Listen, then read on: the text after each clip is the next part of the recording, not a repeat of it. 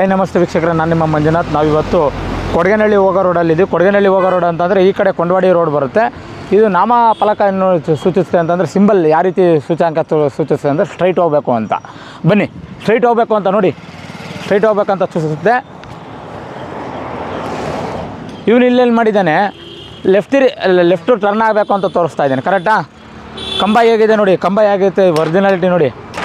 ಕಂಬ ಯಾವ ರೀತಿ ಆಗಿರ್ಬೋದು, ಯಾವ ರೀತಿ ಟೆಂಡರ್ ಕೊಟ್ಟಿದ್ದಾರೆ ಅಂತ ಹೇಳ್ಬಿಟ್ಟು. ಬನ್ನಿ ಇನ್ನೊಂದು ತೋರಿಸ್ತೀನಿ ನಿಮಗೆ ಯಾವ ರೀತಿ ದುಡ್ಡು ಮಾಡ್ತಾ ಇದ್ದಾರೆ ಅಂತ ಹೇಳ್ಬಿಟ್ಟು. ನೋಡಿ, ಇಲ್ಲಿ ಅವಾಗಲೂ ಇಲ್ಲಿ ಕಂಬ ಚೆನ್ನಾಗಿದೆ. ಕಂಬ ಚೆನ್ನಾಗಿದ್ರೂ ಸಮೇತ ಏನು ಮಾಡಿದ್ದಾರೆ, ಅಲ್ಲೊಂದು ಹೊಸದು, ಇಲ್ಲೊಂದು ಹಳೇದು. ಆಮೇಲೆ ಇಲ್ಲಿ ರೈಟ್ ತಿರ್ಕೋಬೇಕು ಅಂತ, ಇಲ್ಲಿ ಅವಲೇ ಸ್ಟಾಪ್ ಅಂತ. ಎಷ್ಟು ಕಂಬಗಳಲ್ಲಿ ಒಂದು ನೋಡಿ, ಇಲ್ಲೇ ಟೋಟಲ್ 2, 3, 4, 5, 6ನೇ ಕಂಬ ಇದು, 6ನೇ ಪೋಲ್ ಇದು. ಒಳ್ಳೆ ದುಡ್ಡು ಮಾಡ್ತಾ ಇದ್ದಾರೆ. ಇಲ್ಲಿ ಅವಾಗಲೇ ರೈಟಿಗೆ ತಿರ್ನಿ, ಹಿಂಗೆ ಸ್ಟ್ರೈಟ್ ಯಾವ ದಾರಿನೂ ಇಲ್ಲ, ಹಿಂಗೆ ಲೆಫ್ಟ್ಗೆ ಇರೋದು ಆ್ಯಕ್ಚುಲಿ.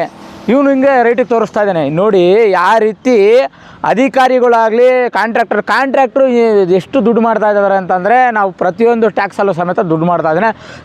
ಅಧಿಕಾರಿಗಳು, PW ಇಂಜಿನಿಯರ್ಗಳಂತೂ ಮತ್ತು PW ಕಾಂಟ್ರಾಕ್ಟರ್ಗಳು ಯಾವ ರೀತಿ ದುಡ್ಡು ಮಾಡ್ತಾ ಇದ್ದಾರೆ ಅನ್ನೋದಕ್ಕೆ ಇದನ್ನು ಹೇಳಕ್ಕೆ ಬಂದೆ. ಮತ್ತು ಅದೇ ರೀತಿಯಾಗಿ PW ಅವರು ಕರೆಕ್ಟಾಗಿ ಕೆಲಸನೇ ಮಾಡ್ತಾವ್ರೆ ಅಂತಂದರೆ, ವೈಟ್ ಪಟ್ಟಿಯಲ್ಲಿ ಸಿಗ್ನಲ್ಗಳಲ್ಲಿ ಏನು ಮಿಣುಕು ಅಂತ ಇರ್ತಾವಲ್ಲ, ಅವ ಲೈನಲ್ಲಿ ವೈಟ್ ಲೈನ್ಗಳಲ್ಲಿ ಈ ಕಡೆ ರೈಟಿಗೆ ದಾರಿ ಇದೆ ಅಂತ ಹೇಳ್ಬಿಟ್ಟು, ಲೆಫ್ಟಿಗೆ ದಾರಿ ಇದೆ ಅಂತ ಸೂಚ್ಯಾಂಕಗಳಲ್ಲಿ ಈ ಸ್ಟಾಪ್ ಅಂತ ಹಾಕ್ಬಿಟ್ರೆ, ಯಾವ ಸ್ಟಾಪ್ ಇಲ್ಲಿ ಬಸ್ ಸ್ಟಾಪ್ ಏನೇನು ಆಯಿತಾ, ಇವ್ರಿಗೆ ಎಲ್ಲಿ ಬರುತ್ತಲ್ಲ ಹಾಕೊಳ್ಳೋದು.